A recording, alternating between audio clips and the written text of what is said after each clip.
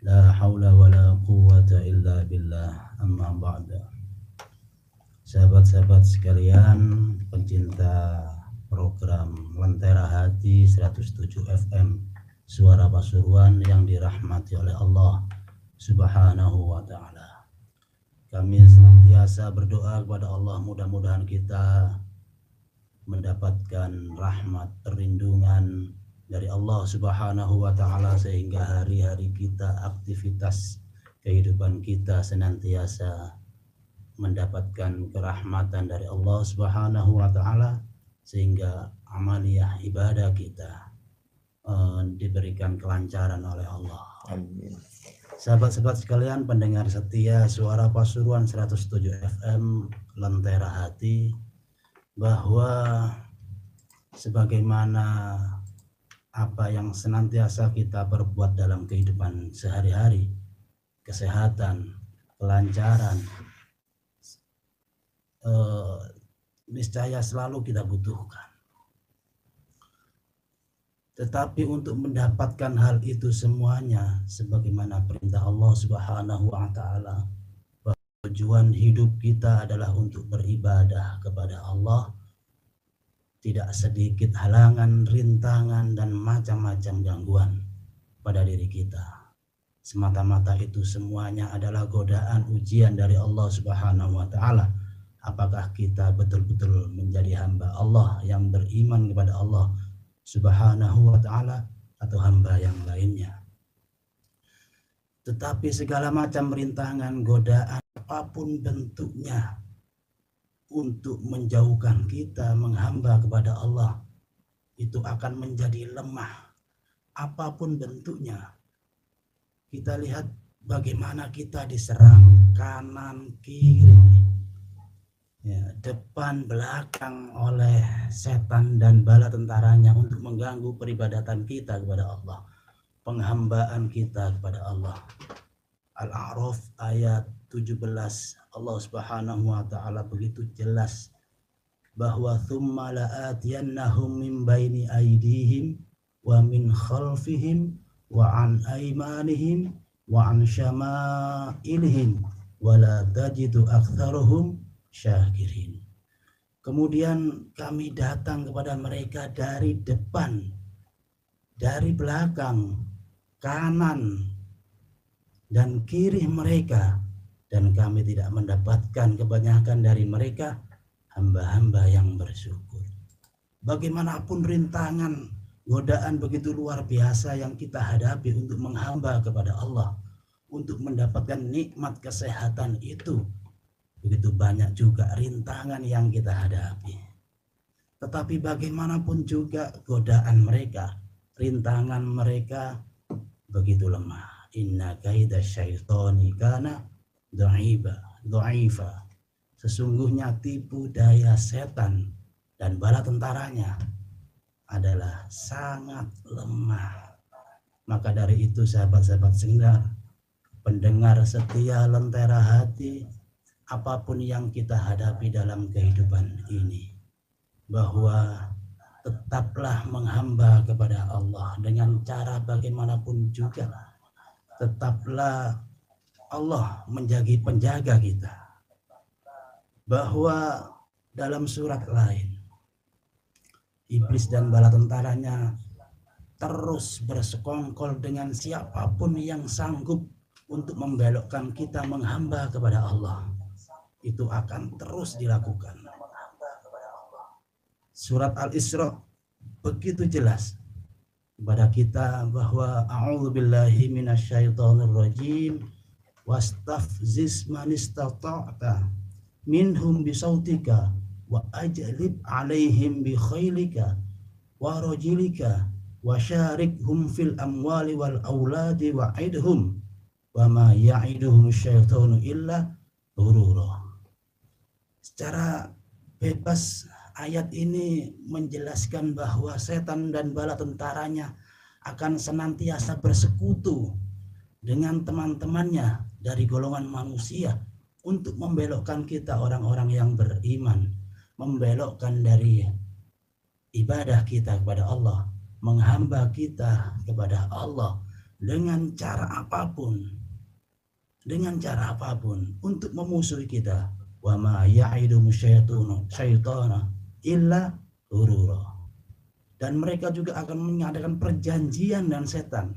Perjanjian dengan setan itu akan tetap menjadi lemah, dan bahwa mereka adalah perjanjian itu akan menjadi ghurura, tipu daya. Ma'asyiral hadirin, pendengar setia Lentera Hati, tapi inna ibadi laisa laka alaihim sultan wa kafa bi rabbika wakila. Selagi kita sebagai hamba Allah mencukupkan Tuhan kita Allah Subhanahu wa taala sebagai penjaga, maka mereka, setan, iblis dan bala tentaranya dari golongan jin dan manusia tidak akan mampu menggoda kita, akan tetap terus menjadi lemah. Bagaimanapun mereka menggoda kita dari kanan, dari kiri, dari depan dan belakang, kecuali dari atas dan bawah, mereka akan lemah menggoda kita. Itu menunjukkan bahwa bagaimanapun terpuruknya kita sebagai hamba Allah, Allah masih membuka munajat kita. Allah masih membuka negosiasinya untuk senantiasa berdoa, memohon kepada Allah Subhanahu wa taala, dengan senantiasa bersujud kepada Allah Subhanahu wa taala. Pendengar setia Lentera Hati, Suara Pasuruan 107 FM, ketahuilah bahwa sebagaimanapun kuatnya cobaan yang kita derita, sebagaimanapun kesehatan kita begitu terpuruk, tetapi Allah Subhanahu wa taala senantiasa memberikan penyakit, juga pula memberikan obatnya. Tidak ada penyakit yang Allah kemudian tidak memberikan obatnya, tetapi kemudian obat itu adalah ada di setiap hati kita. Bahkan obat itu ada di dalam rumah kita masing-masing. Dan ketahuilah bahwa obat itu adalah Al-Qur'anul Karim. Allah Subhanahu wa taala berfirman, A'udzu billahi minasyaitonir rajim. Wa nunazzilu minal Qur'an ma huwa syifaa'u wa rahmatul lil mu'min. Bahwa kami turunkan dari Al-Qur'an. Al-Imam Fakhrur Razi berpendapat bahwa min di sini bukan sekedar min litab'id, bukan min hanya sekedar sebagian, tetapi min lijinsi, min yang menunjukkan bahwa seluruhnya dari ayat-ayat Al-Quran itu ma huwa syifa'un, adalah syifa wa rahmah dan rahmat lil mu'minin, bagi orang-orang yang meyakininya, bagi orang-orang yang beriman, percaya kepada Allah Subhanahu wa taala.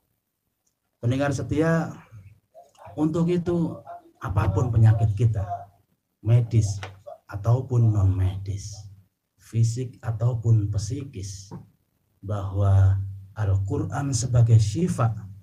Syifa adalah obat hati dari keyakinan yang rusak tentang ketuhanan, dari keyakinan yang rusak tentang kenabian, dari keyakinan yang rusak tentang keraguan kita datangnya hari kiamat dan lain sebagainya.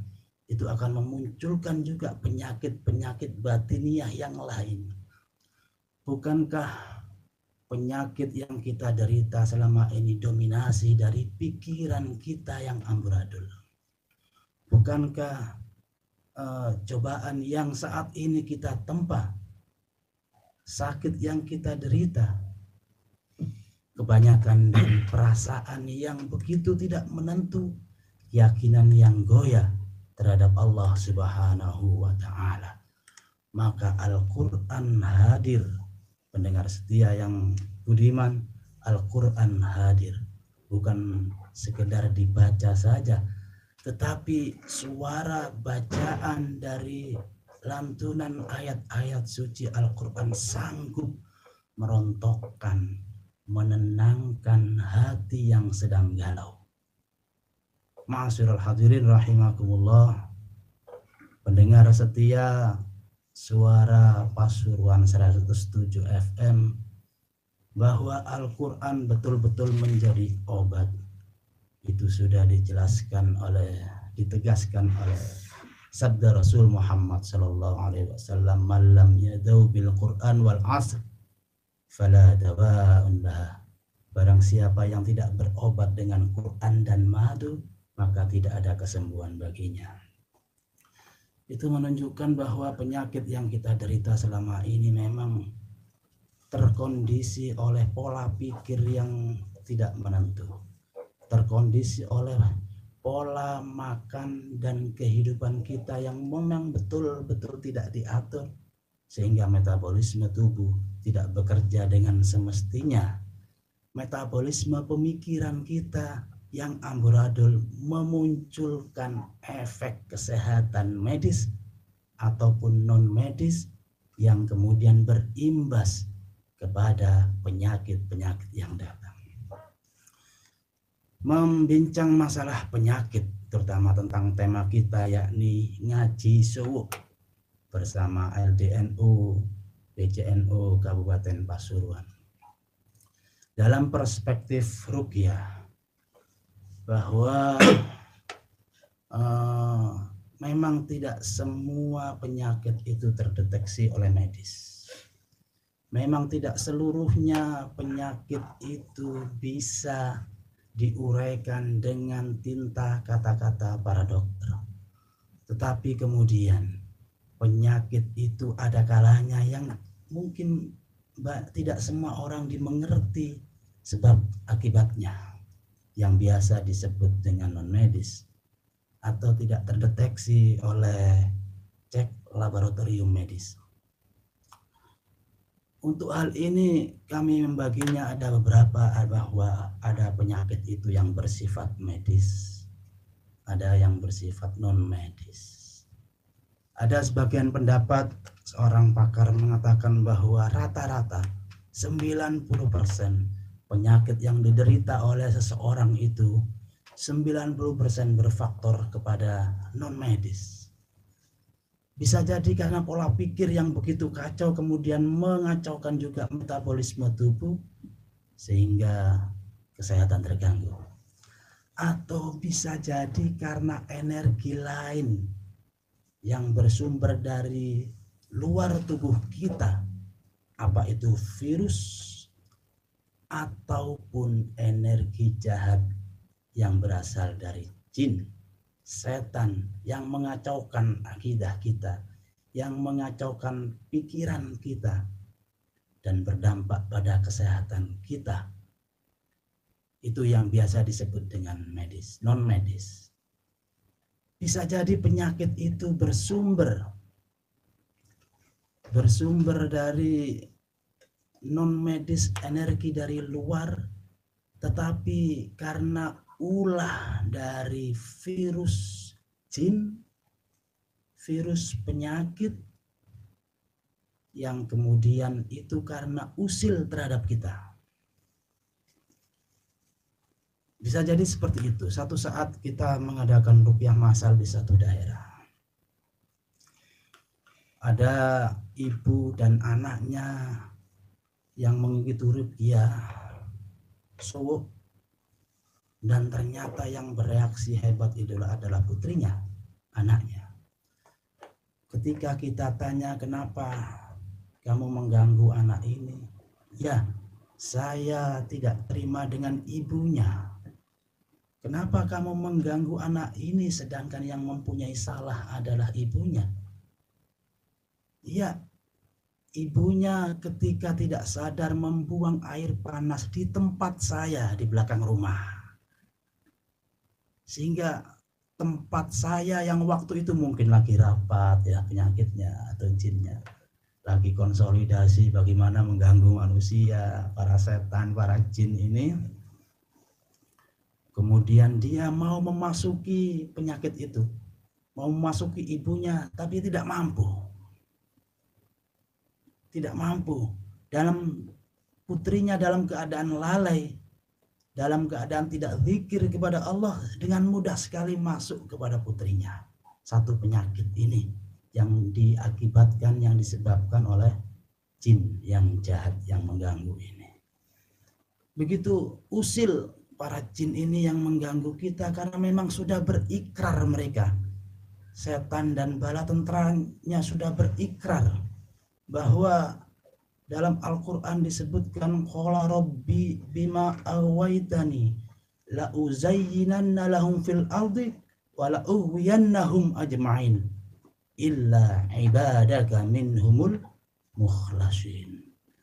Ketika iblis ini dikeluarkan oleh Allah dari surganya, ketika peristiwa penciptaannya Nabi Adam, iblis kemudian diusir dari surga.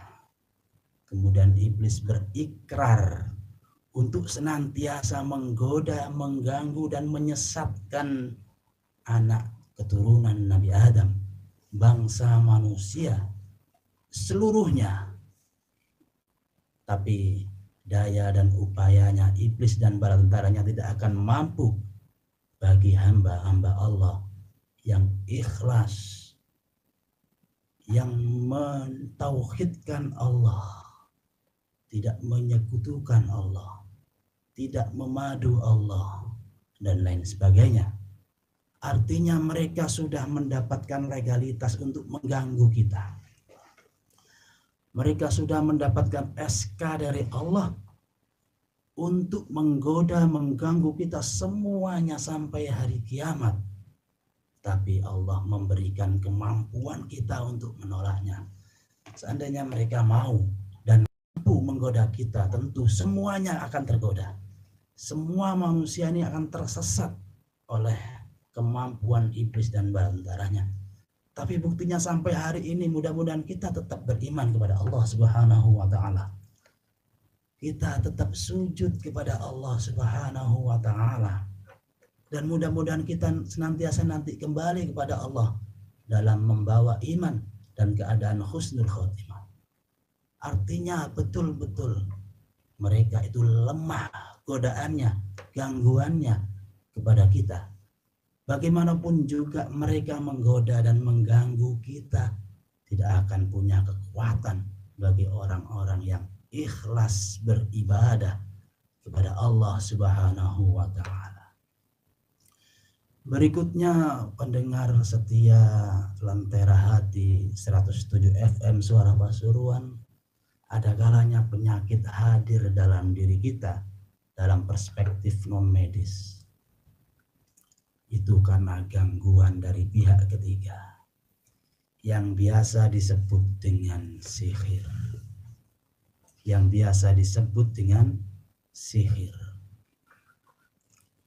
Sihir dan segala macam jenisnya, apa itu pelet atau biasa disebut dengan mahabbah atau biasa disebut juga dengan tenun, ada yang disebut dengan sihir tahyil, ada juga banyak macam-macam. Ada juga yang biasa disebut dengan guna-guna, santet, dan lain sebagainya yang mungkin familiar di telinga kita orang-orang Jawa. Santet dan teman-temannya itu adalah persengkongkolan para dukun dengan jin, dengan setan untuk mengganggu kita, menyesatkan kita untuk senantiasa beribadah kepada Allah Subhanahu wa taala. Tetapi bagaimanapun juga gangguan mereka, persekongkolan mereka, para dukun yang jahat ini.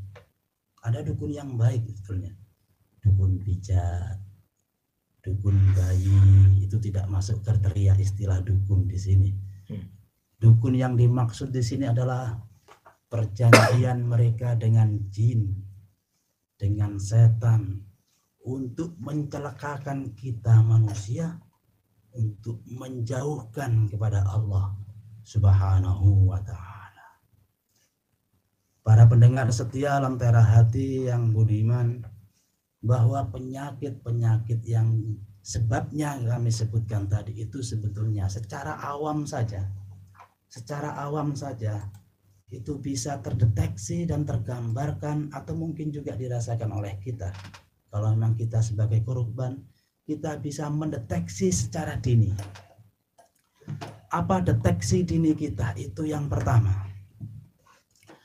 Kita merasakan di kepala kita pusing terus menerus, berat terus menerus. Kita ikhtiar ke dokter secara medis sudah, dan itu reda, tidak berlangsung lama. Terus menerus itu berlanjut sampai kemudian berakibat berat untuk ibadah kepada Allah Subhanahu wa taala. Berat menjalankan sholat dan lain sebagainya, berat untuk wirid dan zikir kepada Allah Subhanahu wa taala. Ada kalanya pundak terus menerus terasa berat.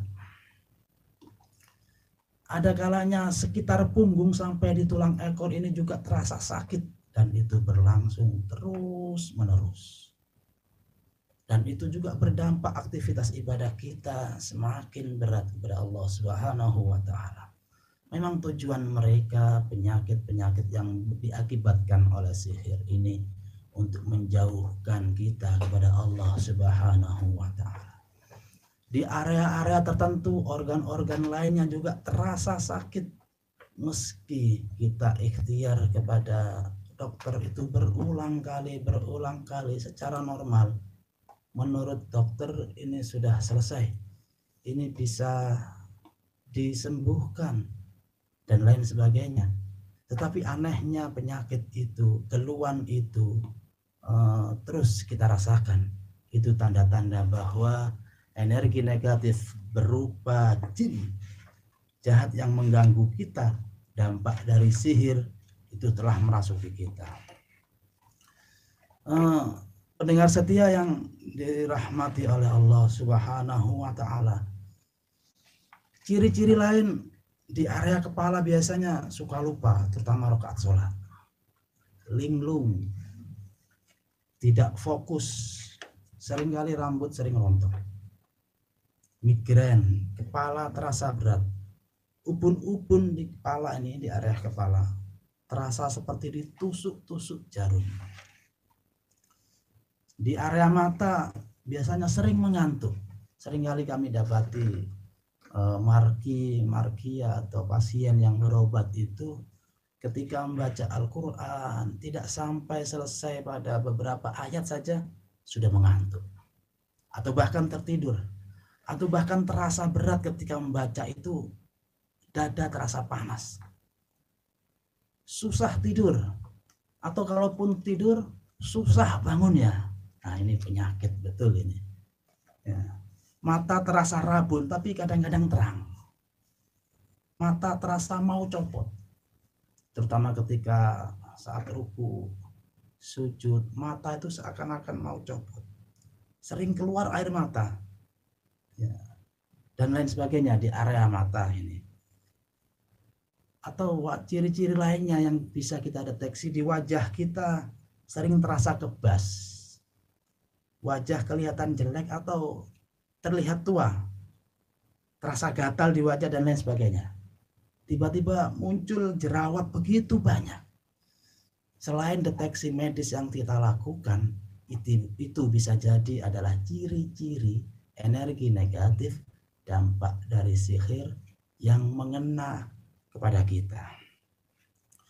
Banyak sekali sebetulnya ciri-ciri yang bisa secara awam bisa kita deteksi sendiri, tetapi kemudian yakinlah apapun yang menjadi rintangan, halangan penyakit itu, bahwa apa itu penyakit yang disebabkan oleh medis ataupun non medis. Yang disebabkan non medis, apakah itu dikarenakan oleh usilnya jin yang masuk pada kita, atau yang disebabkan oleh sihir, bisa kita deteksi dan bisa kita tanggulangi sebetulnya.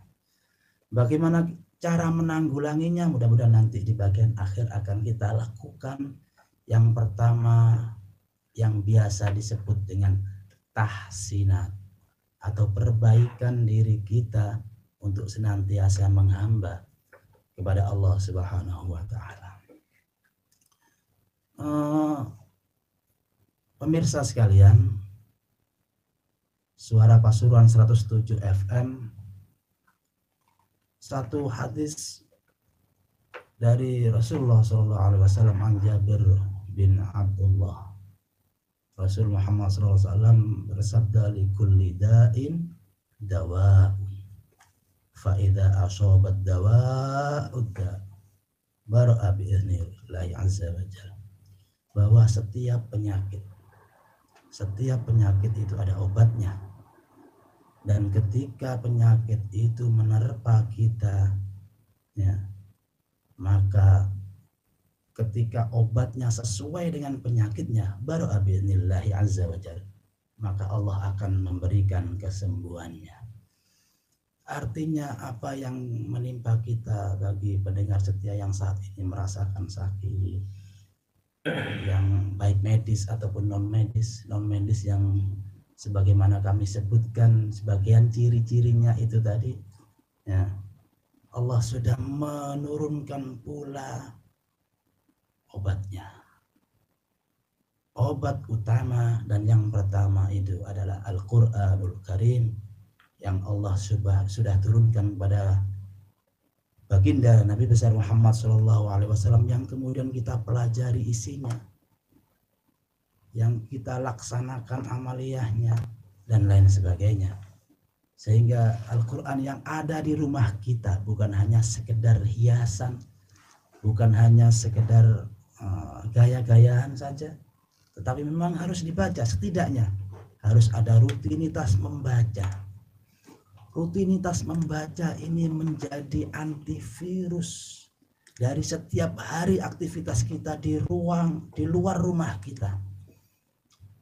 Dari aktivitas setiap hari kita di luar rumah kita, maka kita setiap hari perlu antivirus yang bernama Al-Qur'anul Karim.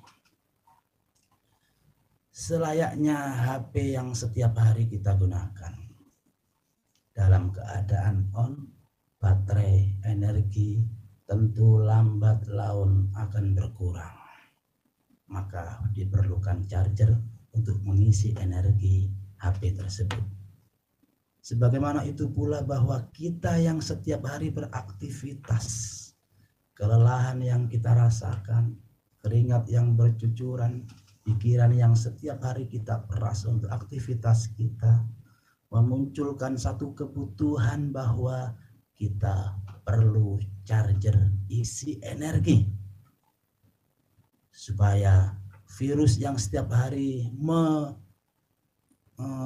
mengelilingi kita, menyerang kita, ada satu antivirus yang Allah Subhanahu wa taala sudah mensiarkan melalui kanjeng Nabi Muhammad SAW, yakni ibadah rutinitas kita.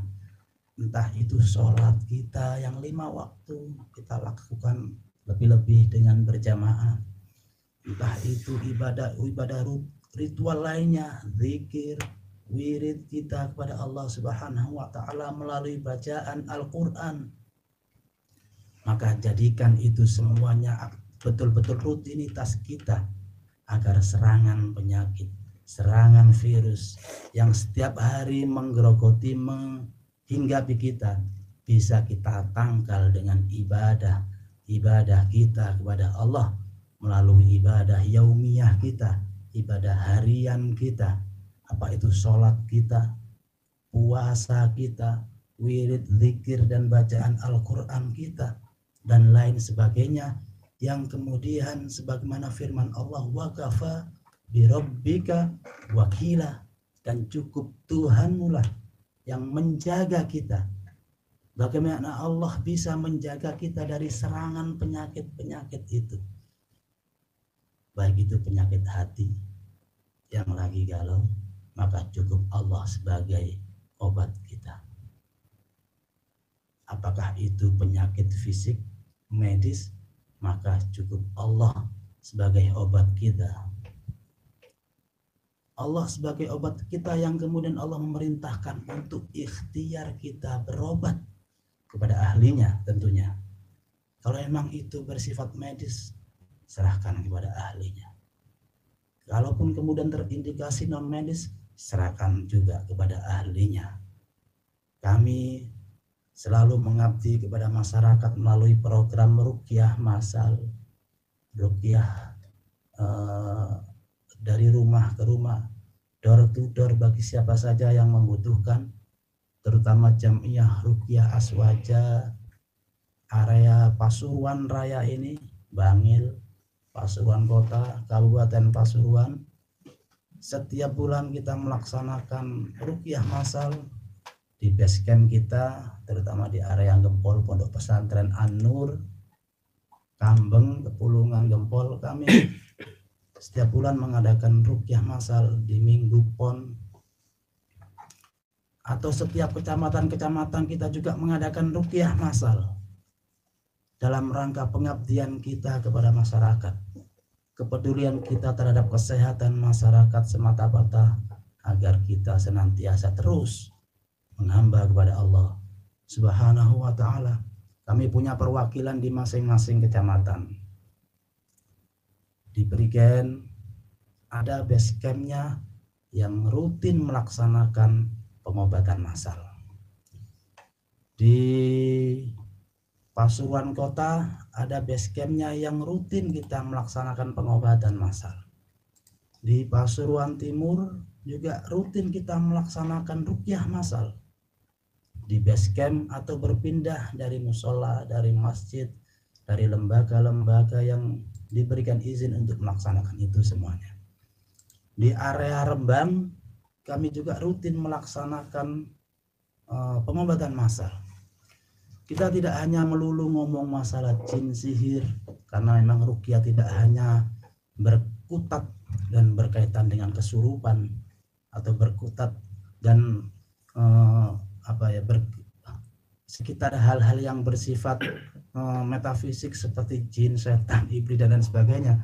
Tetapi kita ada tibun nabawi, ada bekam, ada gurah, ada juga akupunktur dan lain sebagainya.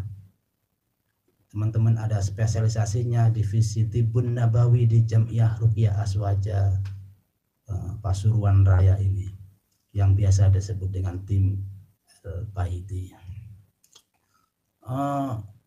Itu semuanya semata-mata pengabdian kita kepada masyarakat, kepedulian kita kepada warga masyarakat dimanapun berada, bahwa jadikanlah obat utama dan pertama kita itu adalah Al-Quranul Karim, untuk membuktikan bahwa janji Allah Subhanahu wa ta'ala tentang Al-Quran sebagai syifa, sebagai rahmat bagi orang-orang yang meyakininya, bagi orang-orang yang beriman. Wa nunazzilu minal Qur'an ma huwa syifaa'un wa rahmatul lil mu'minin wa la yazidudz zalimina illa khasara, bahwa kami turunkan seluruh ayat-ayat suci Al-Quran itu sebagai syifa, sebagai obat dan sebagai rahmat bagi orang-orang yang beriman. Wala yazidudz zalimina illa khasara, bagi orang-orang yang zalim itu tidak menambah obat baginya kecuali kerugian. Baik Ustadz, menarik sekali ini apa yang panjenengan sampaikan. Ini ada yang masuk Ustadz, coba kita baca sekalian, nanti sambil dijelaskan lagi saja. Ada dari Bu Anis. Assalamualaikum warahmatullahi wabarakatuh. Waalaikumsalam warahmatullahi wabarakatuh. Ngapunten Ustadz, ada teman yang sakit batuk sudah hampir 1 bulan belum sembuh-sembuh, padahal sudah berobat ke dokter, puskesmas dengan minum berbagai obat sesuai anjuran dokter. Ia juga kena gula atau agak tinggi kadar gulanya. Apa yang harus dilakukan agar segera sembuh dan bisa beribadah dengan baik atau sempurna lagi? Matur nuwun Pak Ustadz dan Mas Rahman, mugi-mugi paringi sehat walafiat, amin ya rabbal alamin. Amin ya rabbal alamin. Matur suwun Bu sinten Ustadz Rahman? Bu Anis. Bu Anis. Ya, kalau ceritanya Bu Anis yang menceritakan keluhan temannya tadi itu, Memang salah satu ciri gangguan non medis itu di area tenggorokan. Yang di area tenggorokan tuh yang pertama terasa dicekik. Yang kedua sering batuk. Bahkan seandainya batuk-batuk itu diperiksakan ke medis pun akan terus berlanjut. Serak, hilang suaranya, gatal di tenggorokan. Itu salah satu ciri-ciri gangguan non medis ya, meskipun kita kemudian tidak memvonis langsung, sehingga langkah temannya Bu Anis tadi itu sudah betul, yakni periksa dulu ke dokter, diperiksakan dulu ke dokter. Kalau memang terus berlanjut maka hubungi kami seperti itu ya. Kami sarankan diobati dulu dengan cara medis, kemudian kita ruqyah. Di ruqyah dengan mendengar istilah ruqyah jangan hanya melulu hal yang bersifat jin ya, kesurupan. Bacakan Quran. Saya kasih tip ya, yang pertama ya. Yang pertama, gunakan media air putih, maksudnya air yang bening itu, air mineral boleh. Bacakan suratul Fatihah. Sudah dahsyat, luar biasa. 3 kulhu, Al-Falaq dan An-Nas, kemudian ditambahi ayat kursi. Tiupkan ke airnya, minum, mohon kepada Allah, ya Allah. Kalaupun ini penyakit berasal dari non medis, angkatlah ya Allah. Kemudian minum dengan satu teguk, dan seterusnya. Insya Allah mudah-mudahan diberikan kesembuhan. Kira-kira itu Ustaz Rahman jawabannya. Baik, demikian untuk Bu Anis yang ada di Pasuruan. Ini berkaitan dengan yang disampaikan Ustadz tadi. Memang terkadang kita kalau mau sholat atau ibadah itu sering yang terasa dulu untuk pegal itu di atas leher, tengkuk itu Ustadz.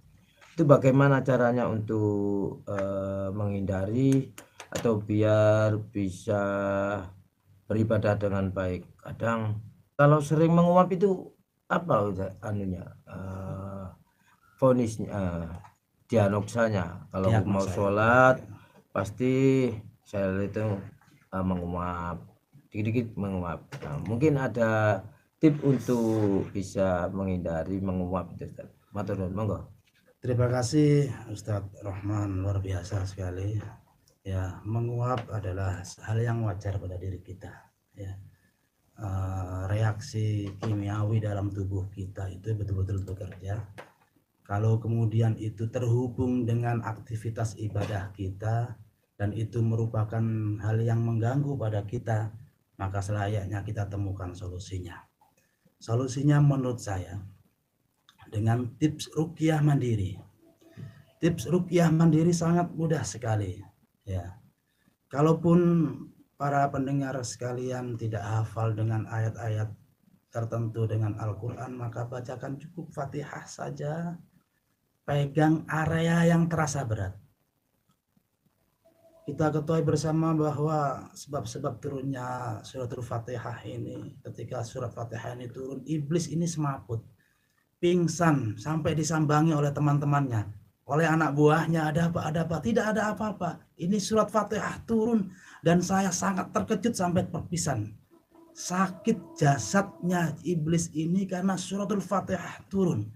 Luar biasa ayat suci suratul Fatihah ini yang kemudian di bagian kita di Jam'iyah Ruqyah Aswaja ini merupakan bacaan wajib. Cukup bacakan suratul Fatihah, ditambahi lagi di bagian iyyaka na'budu wa iyyaka nasta'in, diulang-ulang terus dengan dijiwai. Membaca itu dijiwai ya, agar betul-betul merasuk. Pegang area tengkuk yang terasa berat ya, seakan-akan mengambil sesuatu yang berat ini kemudian buang. Seakan mengambil sesuatu kemudian buang. Insya Allah akan terasa ringan kalau memang itu faktornya non medis. Kira-kira itu Ustaz Rahman, kurang lebihnya mohon maafin. Oke. Baik, ini ada lagi yang masuk dari Bu Syafil Konita Miftah. Assalamualaikum warahmatullahi wabarakatuh. Waalaikumsalam. Dari Joko Ripo Pasrepan, Ibu Malikia. Mau minta barokah Fatihah Ustaz buat semua keluarga dan buat keluarga yang sudah wafat, dan semoga Mas Rohman dan Ustaz Mujaki selalu diberi kesehatan. Matur nuwun. Kami rangkai dengan yang satu ini masuk. Siapa tadi? Bentar Ustaz ya, saya Ibu Faliha. Untuk Kecamatan Winongan apa ada rupiah rutin Ustaz? Di mana tempatnya? Matur nuwun atas infonya. Terima kasih dari Ibu Lika dengan akun Konita ya. Jogorepo. Barokah Fatihah, mudah-mudahan keluarga kita, khususnya keluarga Ibu Lika yang di Jogorepo senantiasa dirahmati oleh Allah Subhanahu wa Ta'ala. Kita semuanya pendengar setia radio Suara Pasuruan senantiasa dirahmati oleh Allah Subhanahu wa Ta'ala dengan berupa kesehatan zahiran wa batinan bi barakati wasri wa karamatul Fatihah. Bismillahirrahmanirrahim. Bismillahirrahmanirrahim. Iyyaka na'budu wa iyyaka nasta'in. Ihdinas siratal mustaqim. Siratal ladzina an'amta 'alaihim. Ibu Faliha Winongan. Di Winongan ada. Di Winongan itu masuk area di Ruqyah Aswaja kami disebut dengan Pastin, Pasuruan Timur. Di situ ada Ustadz Wasilul Huda yang setiap saat, setiap bulan atau bahkan door to door hampir setiap hari melakukan ruqyah. Atau kita ini aja pendengar setia yang menginginkan gitu, gratis tanpa dipungut biaya, jangan berpikiran dengan biaya.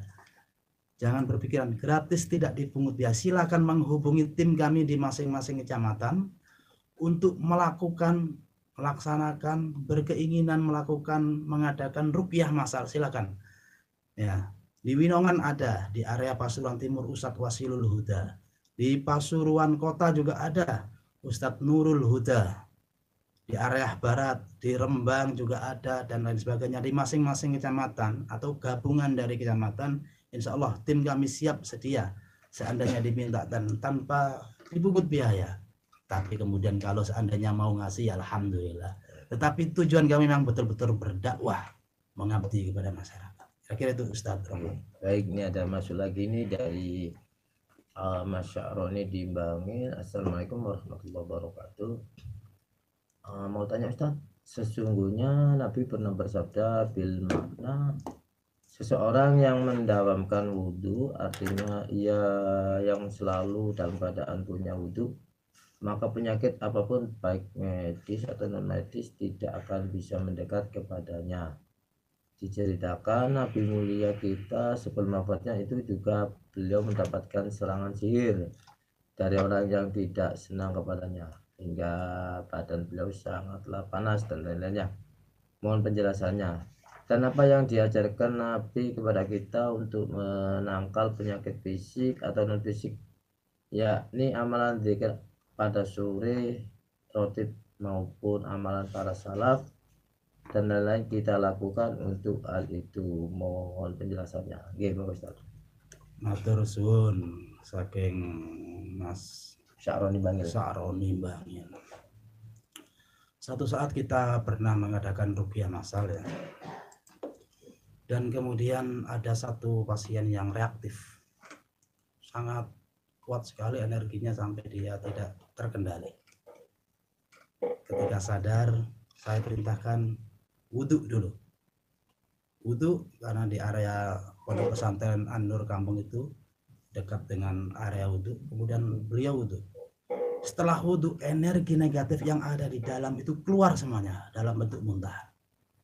Ini bukti bahwa dawamul wudhu, melanggengkan wudhu, memang tidak sekedar hal yang ini loh, dawamul wudhu ini. Tetapi efek dari dawamul wudhu itu betul-betul dijaga oleh Allah Subhanahu wa Ta'ala dari mara bahaya, ya, dari penyakit dan lain sebagainya. Selanjutnya, memang betul Rasulullah juga pernah disir itu tidak membuktikan, tidak menunjukkan bahwa Rasulullah itu kok mudah sekali, tidak. Ini hanya memberikan ibarat kepada kita bahwa tata cara terkena menanggulangi sihir seperti apa, sebagaimana Rasulullah juga kena sihir. Itu saja di tingkatan itu. Rasulullah pernah kena sihir itu dalam rangka memberikan cara bagaimana menanggulanginya kepada umatnya. Yang pertama, cari ikatan penyakitnya dulu, atau biasa disebut dengan bukhul. Bukhul dari sihir yang mengena Rasulullah itu adalah rambutnya Rasulullah yang kemudian disimpan di satu tempat. Allah menunjukkannya melalui malaikat Jibril kepada Rasulullah untuk mencari bukhulnya berupa rambut. Kemudian rambutnya diambil, diurai, hilang, panasnya Rasulullah kemudian reda atau menurun. Itu kira-kira caranya. Yang pertama adalah cari bukhulnya, cari ikatan sihirnya. Memang ini perlu keahlian tertentu, tetapi bagi korban, orang yang terkena sihir, bagi korban itu bisa mendeteksi sendiri, yakni bukhul atau ikatan penyakitnya. Ikatan penyakit itu ada kalanya ada yang nampak zahir, ada yang tidak. Tapi apapun bentuknya, kita mohon kepada Allah Subhanahu wa taala untuk senantiasa bisa menemukan ikatan itu. Yang ketiga, rutinitas kita memang ratibul haddad, istighotsah, tahlil dalam rangka penangkal sihir, bukan mendatangkan jin. Ratibul haddad, istighotsah, tahlil, rutinitas kita itu dalam rangka menghamba kepada Allah agar Allah memberikan penjagaan kita setiap saat yang selalu berhubungan dengan masyarakat. Kira-kira itu. Baik, demikian untuk Mas Ronel yang panggil. Ini ada dua pertanyaan. Yang pertama ini ada dari Husni Mubarak di Rembang. Assalamualaikum warahmatullahi wabarakatuh. Kalau area Rembang masjid nopo nggih, tiap hari nopo, bulan nopo? Yang dari Bu Liha ini, Assalamualaikum warahmatullahi wabarakatuh. Di Jakarta Pastokan mau bertanya Pak Ustadz, jika anak saya selalu bandel, diatur apakah itu harus diruqyah juga, karena anak saya selalu mengabaikan nasihat-nasihat saya, sebab saya kepingin anak saya itu nurut untuk beribadah. Sampun matur nuwun. Yang ketiga ini ada Idris Afriansani, minta barokah untuk istrinya yang lagi sakit atas nama Vina Maulidnya. Oke, mau Ustaz. Matur suwun dari penanya tadi, Mas Bapak Husni Rembang. Kapan di Rembang diadakan ruqyah massal atau pengobatan massal? Jadwal yang di Rembang itu masih belum keluar, tetapi kalau ada inisiatif dari warga untuk mengadakan, silakan hubungi Ustadz Fathur Rahman. Ustadz Fathur Rahman di area kantor MWCNU Rembang itu mengadakan rutin setiap bulan ruqyah massal dan pengobatan ala tibun nabawi, bekam, gura, dan lain sebagainya. Ibu Liha yang di Jogoripo, terima kasih sudah setia mendengarkan kami, bahwa anak adalah anugerah.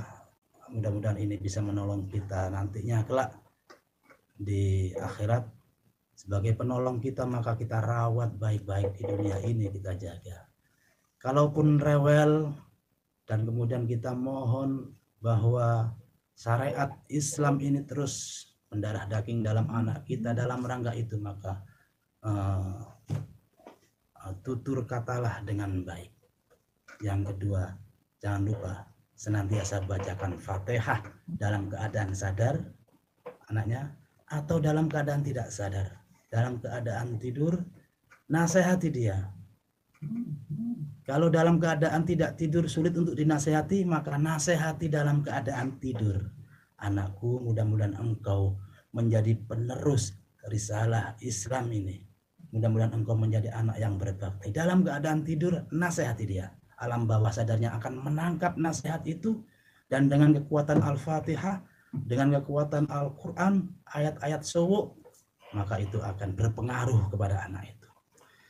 Bapak Idris, saya nggak tahu di mana, mudah-mudahan istrinya yang saat ini dalam keadaan sakit disembuhkan oleh Allah Subhanahu wa taala, diangkat semua penyakitnya, Dan mudah-mudahan kita, Pak Idris sebagai suaminya, bisa mengambil pelajaran dari rasa sakit yang diderita istrinya.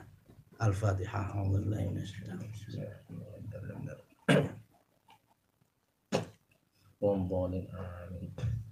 Baik, sebelum ditutup ini kami bacakan yang masuk melalui YouTube yang beratensi. Ada Gus Wimo Channel.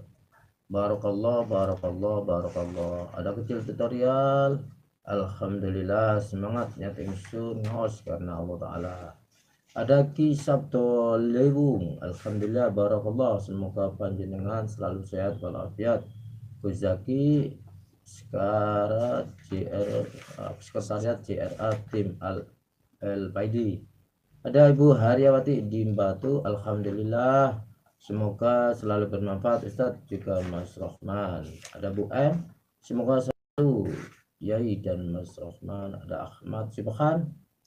Alhamdulillah. Assalamualaikum Ustadz, untuk wilayah Pasuruan apakah juga ada Bu Haryawati lagi Mas Rohman? Bisa minta nomor HP-nya Kru Rukia, itu sudah saya kirim lewat WhatsApp. Ada Haji Mas. Assalamualaikum warahmatullahi wabarakatuh. Untuk perlindungan agar kita tidak gampang terserang penyakit medis dan non medis, surat apa yang harus kita baca Gus? Untuk sakit stroke bagaimana Gus terapinya? Matur nuwun. Kalau di kota di mana? Nanti saya kirimnya biar bisa berhubungan gitu. Ada Nyusui tanya Ustadz, di daerah terdekat Purwodadi ada enggak rupiah masal atau tempat rupiah milik Pak Ustadz semacam yang ada di daerah-daerah lain? Matur nuwun. Kita tutup dengan doa karena waktu sudah tidak mengizinkan. Nanti saya kirimi nomor HP-nya tim kru JRA biar nyambung. Gimana? Terima kasih untuk semuanya. Terima kasih Ustaz Rahman dan kru, kepada teman-teman pendengar setia, sahabat-sahabat pendengar setia. Kita tutup dengan doa. Mudah-mudahan apapun keluhan kita tidak senantiasa menjauhkan kita dari rahmat Allah Subhanahu wa Ta'ala, tetapi sebaliknya kita semakin mendekat dan sadar akan kekuatan Allah dan kelemahan kita sebagai hamba Allah Subhanahu wa Ta'ala. Bismillahirrahmanirrahim. Allahumma shalli ala sayyidina Muhammad wa ala ali sayyidina Muhammad. Alhamdulillahi rabbil alamin. Allahumma shalli ala sayyidina Muhammad salatan tunjina biha min jami'il ahwal wal afat wa taqdi lana biha jami'an hajat wa tahhiruna biha min jami'i sayyi'at wa tarfa'una biha 'indaka 'ala darajat bal yudkhiluna bi aqsal ghayat min jami'il khairati fil hayati wa ba'da al mamat bi rahmatika ya arhamar rahimin. Rabbana ighfir lana dhunubana wa li walidina warhamhum kama rabbawna shighara wa li jami'il muslimina wal muslimat wal mu'minina wal mu'minat al ahya minhum amwat. Rabbana atina fid dunya hasanah wa fil akhirati hasanah wa qina adzabannar. Sallallahu ala sayyidina Muhammadin wa ala alihi wa sahbihi baraka wa sallam. Alhamdulillahi rabbil alamin. Kurang lebih mohon maaf. Wallahul muwaffiq ila aqwamit thoriq. Wassalamualaikum warahmatullahi wabarakatuh. Waalaikumsalam warahmatullahi wabarakatuh.